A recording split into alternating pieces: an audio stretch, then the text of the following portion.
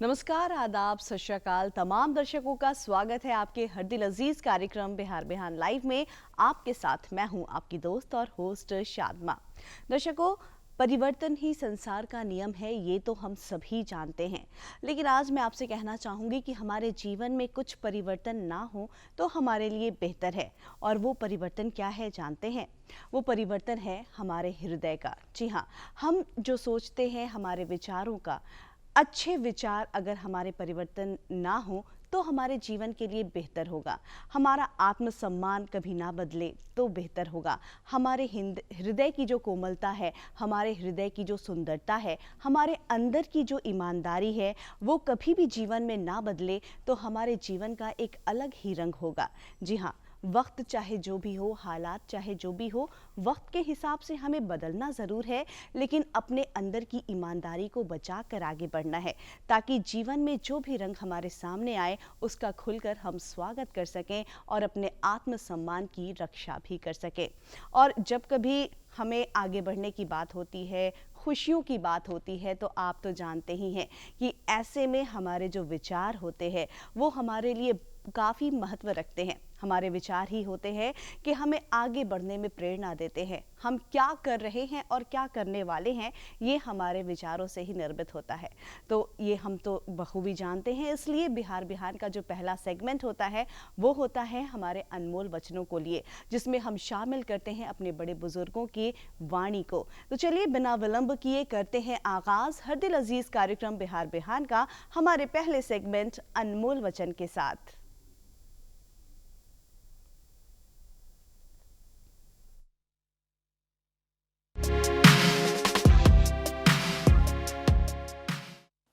महात्मा गांधी ने कहा था, व्यक्ति अपने विचारों से निर्मित प्राणी है। वह जो सोचता है वही बन जाता है।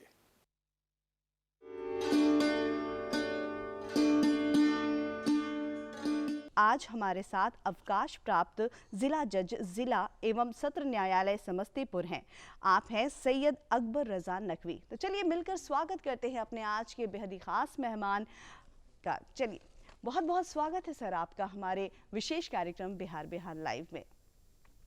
सर, जैसा कि मैंने अपने दर्शकों को बताया, बहुत सारी बातें हैं आपसे हम करेंगे, बहुत कुछ आपके अनुभव हैं जो हम अपने दर्शकों के साथ आज साझा करेंगे। लेकिन फिलहाल बात करेंगे आपके बचपन की। कहते हैं ना कि बचपन वो पल होता है जो जिंदगी के किसी भी मुकाम, किसी भी पड़ाव पर हो, हमें एक खुशी का एहसास होता है, एक नई तरह की अनुभूति होती है जब हम अपने बचपन की तरफ देखते हैं। तो आज जब आप उम्र के इस पड़ाव पर है, इस मुकाम पर है, तो कैसा लगता है जब आप देखते हैं अपने बचपन की तरफ, सोचते हैं उन यादों को? चाहेंगे कि आप अपने बचपन की बातें हमारे साथ ज़रूर शेयर करें। बचपन का ज़माना बहुत सुहाना होता है और बचपन की जो बातें होती हैं वह हमेशा याद रहती हैं। मेरे वालिद साहब डिस्ट्रिक्ट जज होकर के धनबाद से रिटायर किए थे और उन्होंने जो सर्विस स्टार्ट की, कई कई जगहों में उनका तबादला हुआ, जिसमें से 2 बार मोतिहारी उनका तबादला हुआ। पहली बार जो मोतिहारी तबादला हुआ उस वक्त मैं पैदा नहीं हुआ था। दूसरी बार जो मोतिहारी उनका तबादला हुआ एज ए सब जज, तो उस वक्त मैं करीब करीब 6-7 बरस का था। तो उस वक्त जो मौसम था, जो सुहानी बातें थी, वो आज भी हमें याद है।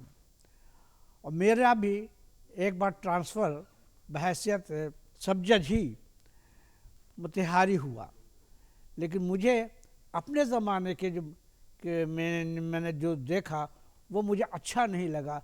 जो हमें अपने बचपन के ज़माने की जो बातें थी, जो हमारे वालिद साहब के साथ मोतिहारी ट्रांसफ़र हुआ था, वो ज़माना जो हमको ज़्यादा सुहाना लगा बनिस्बत हमारी अपनी पोस्टिंग के। इसलिए बचपन का ज़माना जो है बहुत सुहाना होता है और उसकी याद हमेशा रहती है और जी चाहता है कि हम उसी ज़माने में फिर से चले आएँ, लेकिन ऐसा होता नहीं है ना।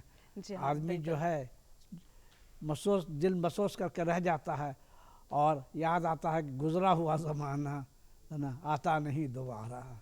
जी हाँ, बेशक, बिल्कुल आपने सही कहा कि वो ज़माना लौट कर तो नहीं आता, लेकिन उसकी याद जो है हमेशा वो आती। हमेशा एक भीनी खुशबू हमारे जीवन में छोड़ जाती है। जैसा आपने कहा कि मोतिहारी आपका भी ट्रांसफ़र हुआ, लेकिन वो मज़ा नहीं आया जो आपके वालिद के ज़माने में आपका जब ट्रांसफ़र, जब आप अपने वालिद के साथ मोतिहारी में रहे थे।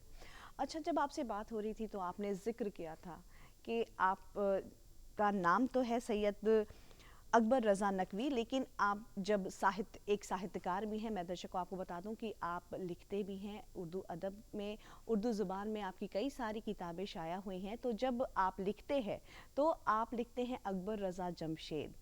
ये जमशेद नाम के पीछे भी कुछ इंटरेस्टिंग सी स्टोरी है जो आपने मुझे बताई थी। मैं चाहूँगी कि आप हमारे दर्शकों के साथ भी शेयर करें। हमारे वालिद साहब चूँकि जुडिशियल ऑफिसर थे, तो उनका तबादला हर 2 साल 3 साल 2.5 साल पर एक जगह से दूसरी जगह हो जाया करता था। मेरे वालिद साहब बहस मुंसिफ है, जमशेदपुर उनका की पोस्टिंग हुई। तो उसी ज़माने में मैं जमशेदपुर में मुंसिफ क्वार्टर में, चूँकि मेरे वालिद साहब मुंसिफ क्वार्टर में रहा करते थे, वहीं हमारी पैदाइश हुई। और चूँकि जमशेदपुर में मेरी पैदाइश हुई तो मेरे वालिद साहब ने मेरे नाम जमशेद रख दिया। और जब मैं स्कूल में दाखिला हुआ तो मेरा नाम उन्होंने अकबर रज़ा रखा। तो लेकिन हमारे वालिद साहब ने कभी भी हमें अकबर करके नहीं पुकारा, हमेशा उन्होंने जमशेद करके पुकारा। मुझे इस बात याद आ रही है कि अकबर बादशाह जो थे उन्होंने अपने बेटे जहांगीर का नाम सलीम रखा था और उर्फ था सलीम का शेखू। तो वह कभी भी सलीम जहांगीर को, जिसका नाम सलीम था, उन्हें कभी भी उन्होंने सलीम करके नहीं पुकारा, हमेशा उन्होंने शेखू करके पुकारा। उसी तरह से मेरे वालिद साहब ने भी हमेशा मुझे जमशेद कह के पुकारा। और वो मेरा नाम भी भूल गए कि मेरा नाम अकबर है। कभी कभी ऐसा होता था कि हमारे दोस्त जो कॉलेज वगैरह में पढ़ते थे, स्कूल में पढ़ते थे, हमारे घर पर आते थे मुझसे मिलने के लिए, पूछते थे वालिद साहब ने से कि अकबर हैं, तो वालिद साहब कहते थे कि नहीं, यहाँ अकबर नाम का कोई शख्स नहीं रहता है। और वो चला जाता था। मैं पूछता था कि भाई तुम आए नहीं, तुमने वक्त दिया था मुझे आने का, हम इंतज़ार कर रहे थे। कि मैं तुम्हारे घर गया था और एक बुज़ुर्ग निकले और उनसे मैंने पूछा कि अकबर हैं, तो उन्होंने कहा कि अकबर नाम का यहाँ कोई नहीं रहता है। तो मैंने कहा कि भाई देखो भाई, असल बात यह है कि वो जो बुज़ुर्ग जो तुमसे मिले थे वो मेरे वालिद साहब थे, और वो हमारा नाम जमशेद रखे हुए हैं, और वो जमशेद ही के नाम से हमको याद करते, उनको वो भूल गए हैं कि मेरा नाम अकबर भी है। तो अब जब कभी आया करो तो मुझे जमशेद कह के पुकारा करो, तब वो समझ जाएंगे। और एक बात और याद आ रही है कि हमारे एक बड़े भाई साहब थे, अब तो इंतकाल कर चुके हैं, वो एग्रीकल्चर ऑफिसर थे। वो एक दिन एक साहब से मिलने के लिए गए, तो उन साहब ने पूछा कि भाई, मेरे मुतालिक पूछा कि भाई अकबर कैसे हैं, कहाँ हैं? तो उन्होंने कहा कि अकबर आपको मालूम नहीं है। वो बुज़ुर्ग साहब थे, कि आपको मालूम नहीं है, अकबर साहब का तो इंतकाल हो चुका है। तो कहा कि अकबर साहब, उन्होंने कहा कि अकबर साहब का इंतकाल हो चुका है, क्या बात कर रहे हैं? कि हाँ, बहुत पहले इंतकाल हुआ, आपको शायद मालूम नहीं है। तो उन्होंने कहा कि भाई हमसे तो मुलाकात 2 रोज़ 3 रोज़ पहले हुई थी उनसे, तो इधर 2 रोज़ 3 रोज़ से मुलाकात नहीं हुई है, और आप वहीं उन्हीं के मोहल्ले के रहने वाले हैं उनके। तो उन्होंने हमारे भाई साहब ने सोचा, सोचने के बाद कहा कि अच्छा अच्छा अच्छा अच्छा, वो जमशेद, उसका नाम जमशेद है। हमने दूसरे आदमी को समझा जो हमारे मोहल्ले में रहते थे, अकबर साहब। तो हमारे घर में जो लोग हैं, हमारे अजीज़ व क़रीब, वो हमें जमशेद के नाम से ही जानते हैं। लेकिन मेरे स्कूल के और कॉलेज के जो 2 साथी हैं, वो मुझे अकबर के नाम से जानते हैं। और हमारे जो कलीग है, जो हम सर्विस में आ गए, वो मुझे नकवी साहब के नाम से जानते हैं। तो इस तरह समझिए कि 3 नाम मेरा हो गया, नकवी, अकबर और जमशेद। क्या बात है। यहाँ पर बात की आपने सर्विस की, तो आपके जॉब्स की बात करूँगी। चूँकि रिटायरमेंट तो आपकी हुई है, अवकाश प्राप्त आप ज़िला जज हैं ज़िला एवं सत्र न्यायालय से, लेकिन यहाँ पर मैं ज़िक्र करना चाहूँगी आपकी पहली पोस्टिंग की, कि वो पहली पोस्टिंग आपकी कब, कहाँ और बतौर क्या हुई थी? मैं पटना हाई कोर्ट में प्रैक्टिस करता था लॉ पास करने के बाद, और उसके बाद से मुंसिफी का इम्तहान दिया, और मुंसिफी का इम्तहान देने के बाद मेरी फर्स्ट पोस्टिंग जो है पटना ही में हुई, सिविल कोर्ट में एज ए एडिशनल मुंसिफ। और उसके बाद से मैं 3 साल पटना में रहा, और पटना में 3 साल रहने के बाद मैं चला गया, मेरा ट्रांसफ़र हो गया छपरा। छपरा में जुडिशल मजिस्ट्रेट के हैसियत से मेरा हुआ, और उसके बाद से फिर वहाँ साल 1.5 साल रहने के बाद फिर मेरे पोस्टिंग पटना हो गई, और पटना के बाद से जहानाबाद हुई, दानापुर भी हुई, और उसके बाद समस्तीपुर हुई। समस्तीपुर में भी मैं मुंसिफी था। मेरी समस्तीपुर में 3 बार पोस्टिंग हुई है, एज ए मुंसिफ, उसके बाद से एज ए SDGM, और उसके बाद से मेरे हुआ है एडिशनल जज में हुआ। तो उसके बाद से वहीं मैंने कुछ दिनों के लिए 4 महीने के लिए मैं डिस्ट्रिक्ट जज रहा, उसके बाद से मैं रिटायर कर गया। आपका जो रुझान है, आपका जो शौक़ है, वो लिखने की तरफ भी है। आपने कई सारी किताबें लिखी हैं, उन किताबों के बारे में ज़िक्र करना चाहेंगे कि आप अपनी किताबों के बारे में हमारे दर्शकों को बताएं। किस तरह की किताबें आपने लिखी हैं? देखिए, मैं कोई राइटर नहीं हूँ, यूँ कहिए कि बक रहा हूँ जुनून में क्या क्या कुछ के हिसाब से कुछ लिखा गया। असल बात ये है कि जब मैं कॉलेज में पढ़ा करता था, पटना कॉलेज में BA में, तो उस ज़माने में एक किताब बॉम्बे से शाये हुई थी, तो गालिब के ऊपर। तो हमारे प्रोफेसर साहब थे मुमताज़ साहब, उन्होंने कहा कि भाई आप लोगों के लिए एक बड़ी खुशखबरी लाए हैं। हम लोगों ने पूछा कि हुज़ूर क्या है खुशखबरी हम लोगों के लिए? कहा कि आप लोग नौजवान आदमी हैं और आप लोग के फेवरेट स्टार है दिलीप कुमार, तो उन्होंने एक किताब गालिब पर ख़रीदी है 1000 रुपये में। ये मैं बात कर रहा हूँ 1960 की। उस ज़माने में 1000 रुपया जो है बहुत बड़ी कीमत रखता था। तो उन्होंने कहा कि साहब एक किताब शाये हुई है चौथाई 8 में, गालिब का दीवान, जिसको उसके मुअल्लिफ़ ने सरदार जाफ़री मुअल्लिफ़ थे, उन्होंने पंडित जवाहरलाल नेहरू को किताब पेश की। तो पंडित जवाहरलाल नेहरू ने किताब को देखा और उसके बाद देखा कि इसकी कीमत जो है 100 रुपया है। तो पंडित जवाहरलाल नेहरू ने अपने जेब से निकाल करके 100 रुपया दिया। तो उन्होंने कहा नहीं हुज़ूर ये तो आपको प्रेजेंटेशन दे रहे हैं। तो जवाहरलाल नेहरू ने कहा कि नहीं, मैं किताबें जो प्रेजेंटेशन में नहीं लेता हूँ, मैं ख़रीद करके पढ़ता हूँ, तो आप इसको रखिए। तो वह मजबूर हो करके पंडित जवाहरलाल नेहरू से 100 रुपये में उन्होंने किताब ले ली। उसके बाद दिलीप कुमार साहब को उसकी एक दूसरी कॉपी दी बॉम्बे में। तो दिलीप कुमार ने, जी हाँ बिल्कुल, और भी बहुत सी बातें हैं जो आपसे जानेंगे। आपसे बहुत सारी बातें की हमने। आपने बताया कि उस वक्त आपके प्रोफेसर ने एक घटना का जिक्र किया था जिससे प्रेरित होकर शायद आपका रुझान जो है वो लिखने की तरफ हुआ, और वो बदस्तूर आज भी जारी है। तो चाहेंगे कि आप अपनी किताबों के बारे में हमें बताएं। मेरी पहली किताब 1969 में शाये हुई थी, उसका नाम था नए नाशुनिदाए गालिब। मैंने उसमें गालिब के वो अशार थे जो दीवाने गालिब में नहीं हैं।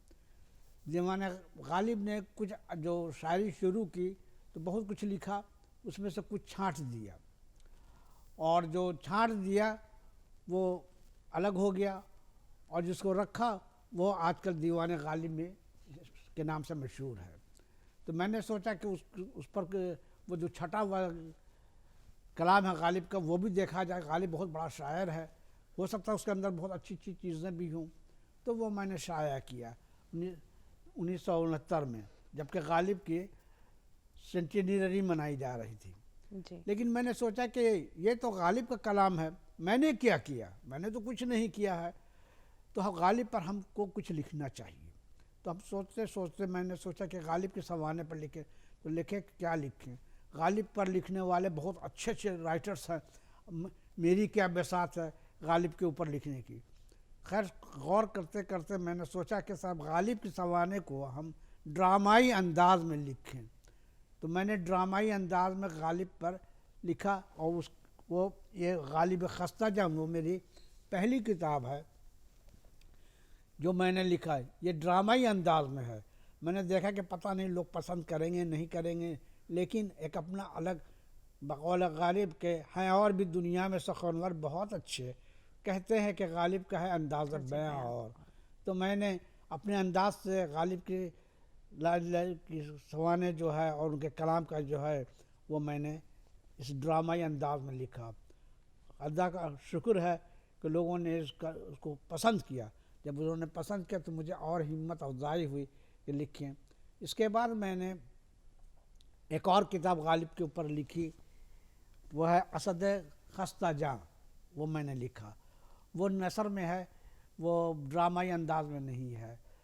जो हमने असद गालिब खस्ता जां जो ड्रामे में नहीं लिख सके थे, वो उसको मैंने असद खस्ता जां में लिखा। उसके बाद मैंने एक बहादुर शाह ज़फ़र पर मैंने किताब लिखी। ये है कितना है बदनसीब ज़फ़र दफन के लिए। ज़फ़र साहब का ही शेर है, तो उसी पर मैंने ये किताब लिखी। ये बहादुर शाह ज़फ़र पर है। और इसमें भी मैंने गालिब में भी और बहादुर शाह ज़फ़र में भी एक बात जो ख़ास तौर पर मैंने लिखी वो ये कि गालिब का जो मुकदमा किया था गालिब ने, उसमें जो फ़ैसला हुआ, तो मैंने खुद एक जज के हैसियत से उस एग्ज़ामिन किया। तो मैंने महसूस ये किया कि वो जो फ़ैसला अंग्रेज़ों ने किया था गालिब के ख़िलाफ़ वो गलत था। गालिब का दावा जो था वो सही था और उस पर रोशनी डालने की ज़रूरत थी। लेकिन उन्होंने उस ज़माने के जो जज साहबान जो थे उन्होंने उस पर रोशनी नहीं डाली जो गालिब का मुद्दा था, बल्कि वो दूसरी चीज़ों पर वो चले गए। उसी तरह से बहादुर शाह ज़फ़र के साथ भी जो मुकदमा हुआ लाल किला में, तो वो भी उनका भी फ़ैसला जो था वो गलत था। वो जो सरकारी गवाह थे, जो बहादुर शाह ज़फ़र के गवाह थे, उनको आपने सरकारी गवाह बना दिया। तो सरकारी गवाह बन जाने के बाद से जाहिर सी बात है वो सरकार के फेवर ही में बात करेंगे। तो वो भी उस पर भी मैंने कमेंट किया है कि वो भी फ़ैसला जो है उन्होंने किया था वो गलत था। मैंने बहैसियत जज के उसको क्या, अगर मैं रहता तो कुछ और ही फ़ैसला होता। जी हाँ, बेशक। यहाँ पर जिक्र किया आपने कि मैं रहता तो कुछ और ही फैसला होता। तो आपके कार्यकाल में कई ऐसे केस आए होंगे, कुछ ऐसी बात जो आपके जहन में आज भी महफूज हो, वो चाहेंगे कि आप हमारे दर्शकों के साथ शेयर करें। बतौर डिस्ट्रिक्ट जज आपने जब देखिए, जी मैं छपरे में जब था तो मेरे पास एक्साइज एक्ट का एक केस आया कि थोड़ा सा 1 औंस 2 औंस शराब जो है वो एक छोटी सी बोतल में एक शख्स ले जा रहा था। उसको पुलिस ने पकड़ा और उस पर मुकदमा कर दिया। वो इत्तेफाक की बात, उसका केस मेरे कोर्ट में आ गया। मैंने उसकी शक्ल देखी, मुलजिम की शक्ल देखी, बहुत गरीब आदमी था, बहुत गरीब आदमी था। लेकिन उसने कॉन्फेस किया कि हाँ हमारे हाथ में से शराब थी। तो जब कॉन्फेस करते थे तो हम लोग उसको फाइन करके छोड़ देते थे। तो मैंने उसको 5 रुपया फ़ाइन किया। तो पब्लिक प्रोसिक्यूटर ने कहा ये कि साहब हुजूर ये तो बहुत कम आपने फ़ाइन किया है, हम लोग आम तौर पर इसमें 50 रुपये फ़ाइन करते हैं। मैंने कहा कि देखिए इस शख्स की हालत देख लीजिए कि कैसी है ना, ये बहुत गरीब आदमी है। ये मैं उस ज़माने की बात कर रहा हूँ, ये 78 वगैरह की बात कर रहा हूँ। तो उस ज़माने में भी कुछ पैसों का वैल्यू था। तो मैंने कहा कि देखिए ये 5 रुपये में अपने ख़ानदान के साथ, अपनी बीवी बच्चों के साथ खाना खा लेता होगा, है ना। अगर मैं इसको 50 रुपये फ़ाइन करूँगा तो ये 10 रोज़ भूखा रहेगा। ये इतना गरीब आदमी है और इंसाफ का तकाजा ये नहीं कि किसी के ऊपर जबर नहीं होना चाहिए, किसी के ऊपर जुल्म नहीं होना चाहिए। यहाँ तक अदालत को भी चाहिए कि वो इससे परहेज़ करे, उसको देख करके काम करना चाहिए। मेरे नज़रिए में अदालत जो है, इंसाफ जो है, वो मैथमेटिक्स नहीं है कि 2 दूनी 4 और 4 दूनी 8 होता है। मेरी नज़र में है कि इंसाफ की नज़र में 2 दूनी 4 भी होता है, 2 दूनी 3 भी होता है और 2 दूनी 5 भी होता है। जैसा केस रहे उसी के हिसाब से उसको रिहाई भी होती है और सज़ा भी मिलती है और सख्त से सख्त सज़ा भी मिलती है। लाइफ इम्प्रिजमेंट है, फांसी है, हर केस में हम फांसी नहीं दे सकते हैं, इस लाइफ इम्प्रिजमेंट दे जी हाँ, सकते हैं। बेशक ये जो जिक्र कर रहे हैं आप, ये उस ज़माने की बात है जब बिहार में शराबबंदी नहीं थी, ये आपके कार्यकाल की बात है और उस ज़माने में इस तरह का फ़ैसला काबिल तारीफ़ है। जी हाँ, बेशक, बिल्कुल। चाहेंगे यहाँ पर कि चूँकि अलग अलग जगह आपके पिता की भी पोस्टिंग हुई, आपकी भी पोस्टिंग हुई, अलग अलग शहरों में अलग अलग चीज़ों को, अलग अलग परिवेश को आपने देखा है, अपने बचपन को भी देखा, अपने जवानी को भी देखा और अभी के हालात को भी आप देख रहे हैं। वक्त तेज़ी से बदल रहा है, कंप्यूटर युग आ चुका है, मोबाइल आज आम बात हो गई है। तो ये जो बदलता परिवेश है, ये जो बदलता वक्त है, इसके बारे में आप क्या कहना चाहेंगे? अगर आपके बचपन से रिलेट करूं उस ज़माने को और अभी के ज़माने को, आज के बच्चों को जब आप देखते हैं तो क्या अंतर पाते हैं? देखिए, पहले ज़माने में साइंस ने उतनी तरक्की नहीं की थी जितनी तरक्की आज कर गया। पहले ज़माने में हम लोग कहीं बाहर रहते थे तो अब्बा को ख़त लिखते थे, अब्बा जान, मोहतरम अब्बा जान वगैरह कह के ख़त लिखते थे, लिखना उस वक्त होता था। और आज जो है मोबाइल आ गया है तो ख़त कोई नहीं लिखता है, बस मोबाइल पर खैरियत बता दिया, हाँ हम ठीक हैं, ऐसे हैं, वैसे हैं, वैसे हैं, वैसे हैं। तो आजकल जो है मोबाइल के आ जाने से थोड़ा सा लिखना पढ़ना कुछ कम हो गया है। और लिखना पढ़ना तो बहुत ज़रूरी चीज़ है।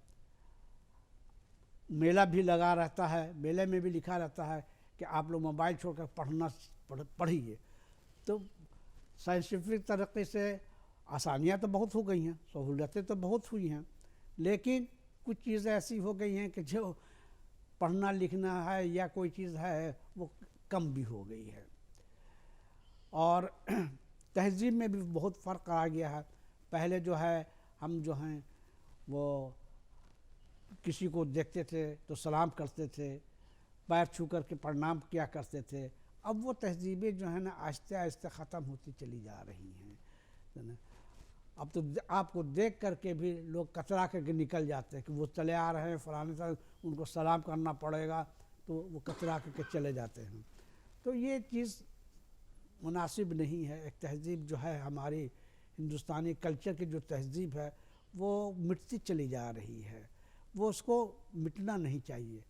समझ, हर चीज़ का एक वक्त होता है और एक तहज़ीब होती है, उसके हिसाब से चलना चाहिए। बड़ों की इज़्ज़त करनी चाहिए। बड़े फिर भी बड़े हैं, वो ज़्यादा तजुर्बेकार होते हैं, तो न कभी कभी हम सोचते हैं कि हमारे बुज़ुर्ग जो हैं वो हमको फ़लाने काम से मना कर रहे हैं, फ़लानी चीज़ से मना कर रहे हैं, तो हम सोचते हैं कि साहब वो ज़माना बदल गया है, आज ज़माना दूसरा आ गया है, तो हम अपने हिसाब से काम करें। ठीक है, आप अपने हिसाब से काम कीजिए, लेकिन ज़रा सा बुज़ुर्गों को की भी सोचिए कि वो आपको ऐसा क्यों कह रहे हैं, मना कर रहे हैं तो क्यों मना कर रहे हैं। जी हाँ, बेशक, बिल्कुल। उनका अनुभव, उनका तजुर्बा हमें बहुत कुछ सिखाता है और इस तजुर्बे के बारे में, इस अनुभव के बारे में और भी बातें करेंगे। हमने आपकी किताबों के बारे में भी जाना, चाहेंगे कि यहाँ पर कुछ किताबें और मुझसे दिख रही हैं, आप उन किताबों के बारे में हमारे दर्शकों को ज़रूर बताएं। देखिए, मेरी किताबें तो कई तरह की हैं। एक किताब है उर्दू शोरा की हुब्बुल वतनी। ये इसमें हमने 10 आदमियों के मुताल्लिक़ लिखा है कि वो उन्होंने हिंदुस्तान से कैसी मोहब्बत की और किस दौर में की और कितनी जाफशानी के साथ की। हमें जो ये आज़ादी मिली है बड़ी मेहनतों, मशक्क़तों और बड़ी क़ुरबानियों के बाद मिली है। हमारा ये फ़र्ज़ है कि हम इस कुर्बानियों को का एहसास करें और हम अपने मुल्क को जहाँ तक हो सके तरक्की के लिए दें और हम आपस में मिलजुल करके रहें। यहाँ कई तरह के मज़ाहिब के लोग सब रहते हैं, हिंदू हैं, मुसलमान हैं, सिख हैं, ईसाई हैं, बौद्ध हैं, जैन हैं। तो सबको चाहिए कि हम लोग आपस में मिलजुल करके रहें और हम सब के दिल में ये एक ही तमन्ना होनी चाहिए कि हम हिंदुस्तानी हैं जी हाँ, और बेशक। हम हिंदुस्तान से मोहब्बत रखें और जो कुछ भी इस मुल्क के लिए हो सकता है वो करें। देखिए, कैनेडी ने कहा था एक बार कि आप ये मत सोचिए कि आपको अमेरिका क्या दे रहा है, आप ये सोचिए कि आप अमेरिका को क्या दे रहे हैं। हमें भी यही चाहिए कि हम भी ये सोचें कि हमको हिंदुस्तान क्या दे रहा है, ये नहीं सोचना चाहिए, हम हिंदुस्तान को क्या दे रहे हैं ये हमें सोचना चाहिए और आगे बढ़ने की कोशिश करनी चाहिए और मिलजुल करके रहना चाहिए, मोहब्बत से रहना चाहिए, प्यार से रहना चाहिए। हिंदुस्तान में की जो कल्चर है, चाहे हिंदू कल्चर हो चाहे इस्लामिक कल्चर हो, बड़ी अच्छा कल्चर है। ये बहुत आपस में मिलजुल करके रहने का है और कोई भी मज़हब जो है, जैसा कि शायर ने कहा है कि मज़हब नहीं सिखाता आपस में बैर रखना, तो कोई भी मज़हब जो है बैर रखना नहीं सिखाता है। ये हम और आप जो हैं अपनी अना की खातिर एक दूसरे से बैर पैदा कर देते हैं, मज़हब नहीं पैदा करता। मज़हब को बदनाम नहीं करना चाहिए, ये मज़हब ये कहता है, वो मज़हब वो कहता है। मज़हब हमेशा अच्छा ही कहता है और अच्छा बनने के लिए कहता है। हम अच्छा न बने वो दूसरी चीज़ है। मज़हब, कोई मज़हब नहीं कहता कि तुम चोरी करो, डकैती करो, लेकिन हम चोरी करते हैं, डकैती भी करते हैं, खून भी करते हैं, लेकिन कोई मज़हब सिखाता नहीं है। इसलिए मज़हब के नाम पर इस किस्म की बातें नहीं होनी जी हाँ, चाहिए। बेशक, बिल्कुल। और ये बहुत ही खूबसूरत बात कही आपने कि हिंदुस्तान, हमारा देश हमें क्या दे रहा है, हमें ये नहीं देखना चाहिए, बल्कि हम अपने देश को क्या दे रहे हैं ये देखना चाहिए। और अगर हम सब इस पर फोकस कर लेना तो हमारे साथ साथ हमारे देश की भी जो तरक्की है वो बिल्कुल आसमान छुएगी और एक दिन हमारा देश उस राह पर ज़रूर होगा जहाँ हमारे बड़े बुज़ुर्ग, हमारे जो क्रांतिकारी थे, जो आज़ादी के लिए जो शहीद हुए, वो जो चाह रखते थे, जो उनके सपने थे, वो ज़रूर पूरे होंगे और इसमें युवा जो देश का है वो बढ़ चढ़कर हिस्सा भी ज़रूर लेगा। जी हाँ, और ऐसे में बहुत ज़रूरी हो जाता है बुज़ुर्गों का मार्गदर्शन और आप अपनी लेखनी के माध्यम से हमारा मार्गदर्शन कर रहे हैं, ये बहुत बड़ी बात है। यहाँ पर चाहूँगी कि आज आपको 17 से 18 साल हो गए हैं रिटायरमेंट के और आफ्टर रिटायरमेंट भी इतना फिट रहना अपने आप में काबिल तारीफ़ है, बहुत बड़ी बात है। तो चाहूँगी कि हमारे युवाओं को आप ज़रूर बताएं कि किस प्रकार आपकी जो दिनचर्या होती है वो कैसी होती है, क्या होती है, कैसे आप अपने आप को इतना मेंटेन रख पाते हैं। देखिए, मेंटेन करने के लिए हमने कभी कुछ नहीं किया है।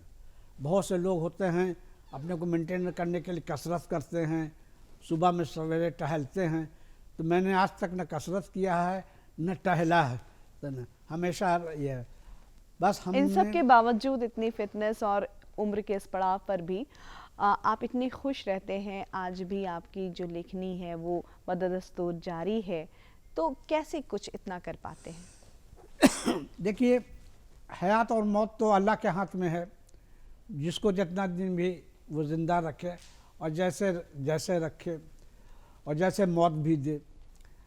लेकिन इंसान को चाहिए कि अपना दिमाग चलता रहना चाहिए और दिमाग चलते रहने के लिए सबसे अच्छा है कि किताबों को पढ़े और अगर हो सके तो कुछ लिखे। लिखने में जहन जो है वो सोचता है कि हम क्या लिखें, क्या करें, तो जहन जो है काम करता रहता है और उसके लिए, उसको लिखने के लिए चाहे शायर हो चाहे लेखक हो, कुछ भी हो, वो जो है सोचता रहता है कि क्या लिखें, क्या से करें और उसके लिए वो किताबों का मुताला भी करता है।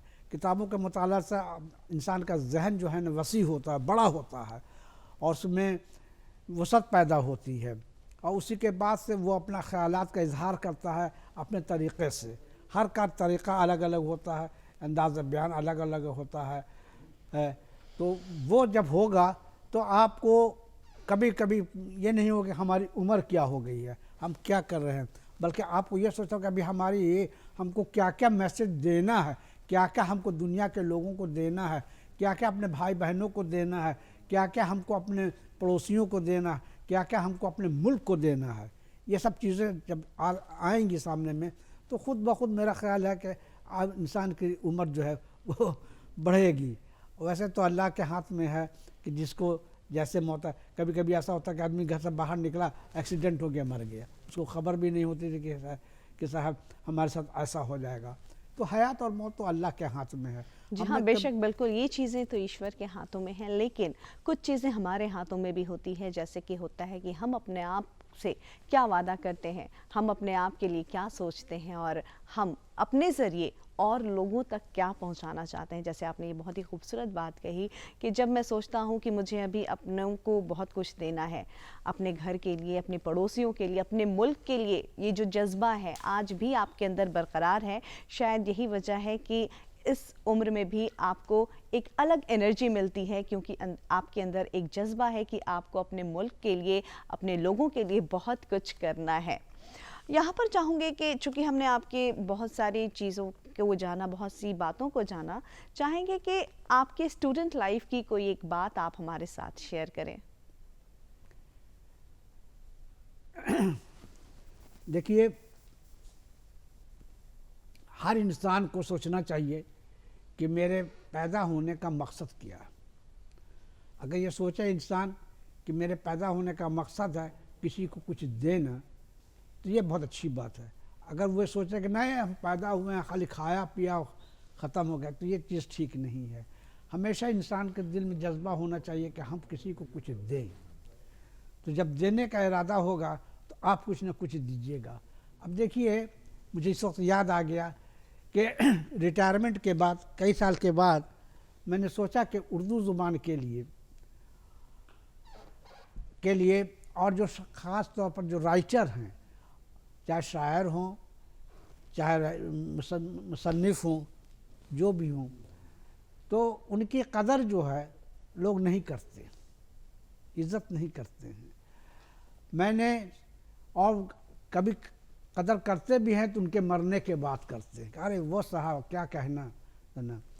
तो मैंने ये सोचा कि साहब उनकी इज़्ज़त अफजाई के लिए मैंने एक अवार्ड कायम किया है कि उर्दू ज़ुबान के जो शायर हैं, जो मुसन्निफ़ हैं, उनके लिए एक अवार्ड, ताकि हम उनकी हिम्मत अफजाई करें, उनको आगे बढ़ाएं कि जो आप काम कर रहे हैं वो बिल्कुल ठीक कर रहे हैं और करते रहिए। अक्सर देखा गया है कि कोई राइटर होता है या कोई शायर होता है तो उसके घर वाले जो हैं, उसकी बीवी हैं, बच्चे हैं, वो क्या अब्बा ये करते रहते हैं, क्या ये करते रहते हैं, इससे क्या हासिल है, उनको डिस्करेज करते हैं एक हिसाब से। तो हमने ये सोचा कि वो डिस्करेजमेंट नहीं होना चाहिए, वो एक चीज़ पेश कर रहा है जो हमें आज देखिए, शेक्सपियर को देख लीजिए, वर्ड्सवर्थ को देख लीजिए, गालिब को देख लीजिए, मीर को देख लीजिए, मोमिन को देख लीजिए, इनकी सवानें जब पढ़ेंगे तो आपको लगेगा कि बड़ी गुर्बत में लोगों ने ज़िंदगी गुजारी है, लेकिन आज उन्हीं को हम याद करते हैं। उस ज़माने में जो बड़े बड़े बादशाह थे, बड़े बड़े ज़मींदार थे, उनको हम नहीं जानते हैं कि वो कौन थे, लेकिन हम इनको जानते हैं। लिहाजा हमको राइटर्स की इज़्ज़त करनी चाहिए, शायरों की इज़्ज़त करनी चाहिए। इसके लिए हमने अवार्ड रखा कि भाई उनकी हिम्मत अफजाई होती रहनी चाहिए और उनको अवार्ड मिलता रहना चाहिए, ताकि वो कुछ करें अपनी ज़ुबान के लिए, अपने अदब के लिए, अपने मुल्क के लिए। यही मेरा है इरादा। और वो अब ये करीब 2017 से मेरा ये काम चल रहा है और अभी तक चल रहा है। इंशाअल्लाह ताला कुछ एक आध 2 महीने में इस साल का भी अवार्ड जो है वो भी तकसीम होगा इंशाअल्लाह। तो हर आदमी को सोचना चाहिए कि हमको करना क्या है, हमारी ज़िंदगी में हमारा मकसद क्या है और जिसकी जितनी औकात है, बिसात है, उसके हिसाब से ज़राए हैं, उसके हिसाब से उसको काम करना चाहिए। यही मेरा दस्तूर है और यही हम चाहते हैं कि हर आदमी इसी तरह के सोच करे, कुछ न कुछ करे। जी हाँ, बेशक। और बहुत ही खूबसूरत बात कही कि हमें अपने जीवन का मकसद तलाशना चाहिए, हमें करना क्या है सबसे पहले हमें ये सोचना चाहिए। बहुत ही खूबसूरत और शानदार बातें की हमने हमारे आज के बेहद ही ख़ास मेहमान से। लेकिन दर्शकों, आप तो जानते हैं कि वक्त को हम कभी बांध नहीं सकते हैं, इसलिए अब वक्त हो चला है कि हम अपने आज के ख़ास मेहमान को अलविदा कहें। तो इसके तह जाने से पहले तहे दिल से आपका शुक्रिया अदा करना चाहेंगे कि आज आप हमारे स्टूडियो में आए और बहुत ही अच्छी और शानदार बातें की, आपने अपने अनुभव को हमारे साथ साझा किया, बहुत कुछ सीखा, बहुत कुछ जाना आपसे। तहे दिल से आपका शुक्रिया यहाँ आने के लिए, बहुत बहुत शुक्रिया। तो दर्शकों, ये थे हमारे आज के ख़ास मेहमान जिनके अनुभव को हमने आपके साथ साझा किया और बहुत कुछ आपके सामने लाने की कोशिश की। तो उम्मीद करती हूँ कि आपको हमारा आज का ये अंक पसंद आया होगा। तो अपने फीडबैक, अपने विचार हम तक ज़रूर साझा करें। उसके लिए नोट करें हमारा पता है कार्यक्रम बिहार बिहान, निदेशक टीटी बिहार, दूरदर्शन केंद्र पटना, फ्रेजर रोड पटना 8,01,। हमारा ईमेल एड्रेस है director.ddkpatna@gmail.com।